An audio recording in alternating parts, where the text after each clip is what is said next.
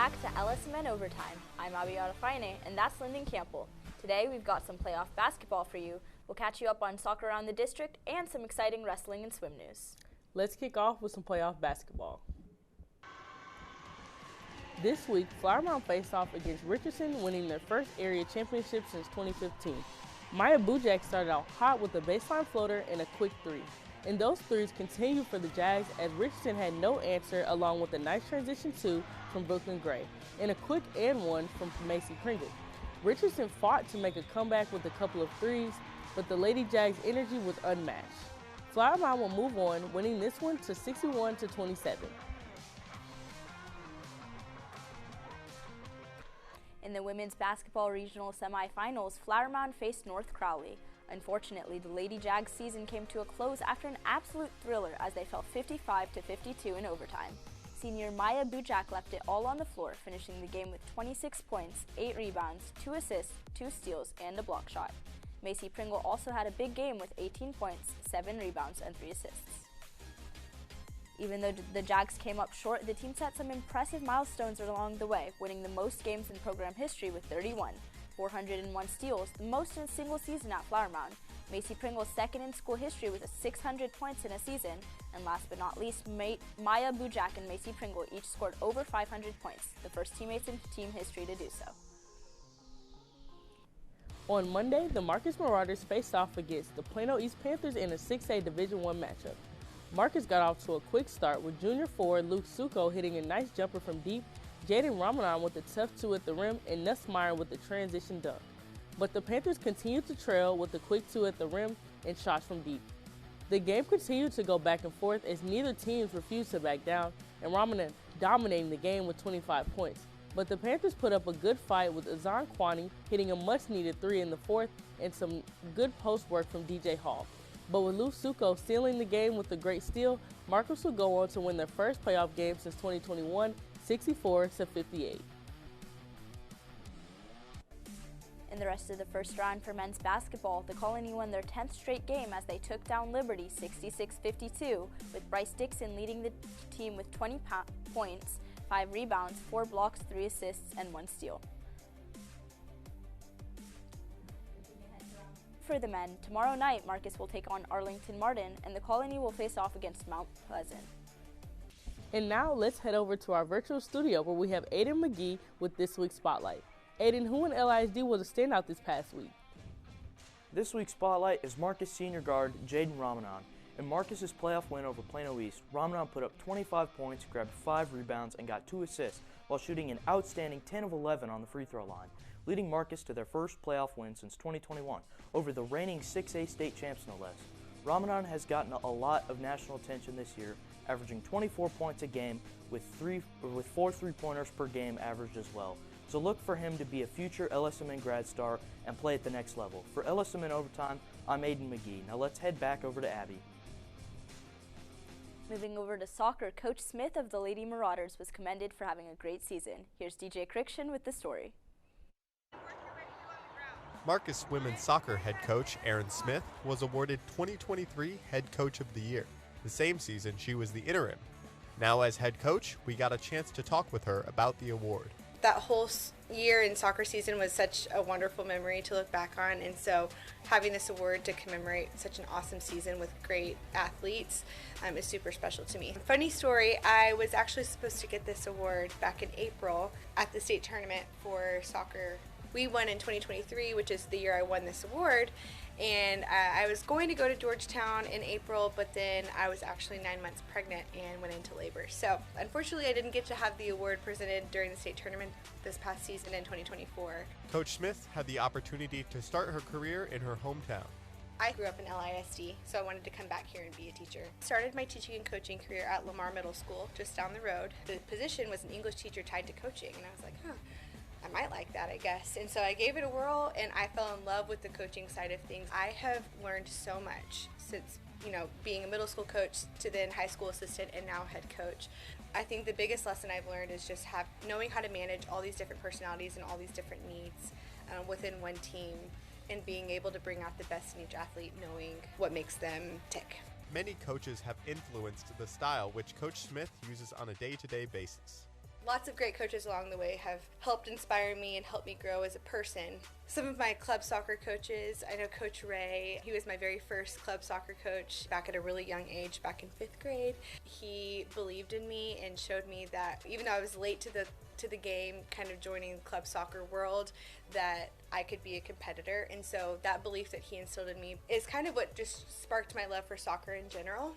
Coach Smith loves many things about her job, but one aspect stands out above the rest.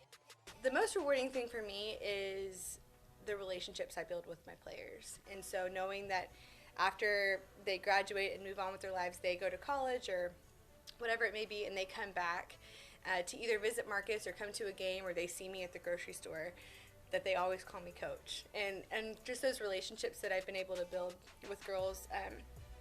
This is my 8th year in teaching and coaching, and I have relationships from the girls I coached in middle school who, you know, they're all being adults and living their lives now, but whenever they see me, I'm always going to be coach to them, and that it's just a really special thing in my heart. And the memories that we make along the way, I mean, if we're not enjoying the little moments along the way, then, you know, it's not all worth it. Coach Smith finds time in her day to remember her favorite memories. A special memory I have actually is this photo here. Moments after we won the state championship game in 2023, the girls dumped the cooler on me, and I think just the fact that this photo got captured in general is so special because that's a moment I will never forget. One of the happiest and proudest days of my life. So that was a big moment, but like I said, there are millions of small moments that I, get really good laughs and memories with the girls too. For LSMN Overtime, I'm DJ Criction. Looking around the district at women's soccer, Marcus took down Louisville 5-1, Hebron beat Capel 1-0, the Colony tied with R.O. Turner 1-1, and Flowermont's match against Geyer has been postponed due to weather conditions. Moving over to the men's soccer, Marcus and Louisville tied 2-2, Flowermont and Geyer tied 1-1, Hebron fell to Capel 3-1, and the Colony lost to R.O. Turner 2-0. Coming up, with men and women, Marcus will compete against Hebron, Flowermont and Little Elm will go head-to-head, Louisville will take on Denton Braswell, and the Colony will battle Wakeland. In soccer, 2 outstanding players have made great strides in their career. Our own Jake Hollis got a chance to talk with them. LASD Soccer produces some top-level soccer players every year. Hebron has 2 players that play at a national level. With the U17s last year, and it's just a really cool experience with all the girls and playing in a different country, playing against different countries. And then this time I got called up for the U20s, so it's an older age group. You go to those camps, you run through meetings, you run through trainings, very high intensity, and then you run through a couple of games. And just throughout those camps you learn so much, and you meet so many new people from around the country, and you're in this new environment that's always at a high level. And so it's super fun. I think it's awesome for them. It shows that Hebron brings in some great players, and it's always good to let them go shine on the next level. Work ethic these 2 players have pushes them to their goals they want to achieve. Going for my goals and claiming my dreams and just continuing to strive towards that, ULS definitely helps a lot with that. It's awesome. I mean, they're great players, and in this area, every school's got 5 or 6 D1 players, but they just make other kids better. Their work ethic and their drive to play just helps other players play at that level too. It's a pretty big deal in my motivation for becoming a professional soccer player, and knowing that I can be at that high level, perform well, and be one of the best there. That gives me all the motivation that I need. Play as best as I can and showcase myself well. It's really fun. It's such a cool experience, and it's just awesome, honestly. I'm just grateful for the experience and the exposure it gives me. So For LSMN Overtime, I'm Jake Hollis. In other news from women's soccer, the Jags' win against Hebron on the 11th gave their head coach, Michelle Zappos, his 500th career win. Coach Zappos has been coaching the Lady Jags since 2015, and the coach has coached around the Metroplex for over 30 years. Congratulations to Coach Zappos.